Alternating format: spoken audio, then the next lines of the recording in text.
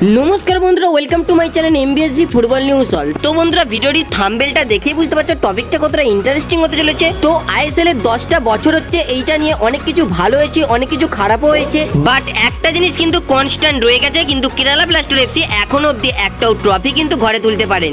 তো আবারও একটা মরশুম কিন্তু কেরালার জন্য শেষ হলো। উড়িষ্যার সাথে তারা 2-1 গোলে হেরে কিন্তু তারা প্লে অফ থেকে বিদায় নিল। উড়িষ্যা এফসি কিন্তু সেমিফাইনাল খেলতে চলেছে মোহনবাগানের সঙ্গে। উড়িষ্যার সঙ্গে মোহনবাগানের সেমিফাইনালের প্রথম ম্যাচটা কিন্তু কলিঙ্গ স্টেডিয়াম অর্থাৎ উড়িষ্যা এফসি স্টেডিয়ামে হতে চলেছে 23 তারিখ মঙ্গলবার দিন সন্ধ্যা 7:30 থেকে। এবং সেমিফাইনালের দ্বিতীয় ম্যাচটা হতে চলেছে 28 তারিখে, যেই ম্যাচটা অনুষ্ঠিত হবে সল্টলেক স্টেডিয়াম যুবভারতী ক্রীড়াঙ্গনে। তো এই যে উড়িষ্যা এফসি সেমিফাইনালে পৌঁছে গিয়েছে অর্থাৎ রয় কৃষ্ণার দল, সেখানে হাবাসের সঙ্গে কিন্তু রয় কৃষ্ণার একটা চ্যালেঞ্জ দেখা যাবে, কারণ রয় কৃষ্ণ হচ্ছে হাবাসের অত্যন্ত প্রিয় ছাত্র। কিন্তু প্রিয় ছাত্র হলে কি হবে, দুজনে কিন্তু দুটো টিমে। এখানেই আমরা হাবাসের সঙ্গে রয় কৃষ্ণের একটা যুগলবন্দি বা চ্যালেঞ্জ দেখতে পারি। তো এর পরের যে আপডেটটি তোমাদের সঙ্গে শেয়ার করতে চলেছি, আমি তোমাদেরকে আগেই বলেছিলাম আগামীকাল থেকে কিন্তু মোহনবাগান প্র্যাকটিসে নেমে যাবে, তেমনটাই কিন্তু হয়েছে। আগামীকাল থেকে কিন্তু মোহনবাগান প্র্যাকটিসে নেমে পড়েছে, কিন্তু সেখানে একটা মোহনবাগান ফ্যানেদের জন্য দুঃসংবাদ হচ্ছে, হাবাস কিন্তু এখনো পুরোপুরি সুস্থ না হওয়ার কারণে তিনি কিন্তু প্র্যাকটিসে অনুপস্থিত ছিলেন। আশা করব তিনি দ্রুত প্র্যাকটিসে আবারও কিন্তু ফিরে আসবেন।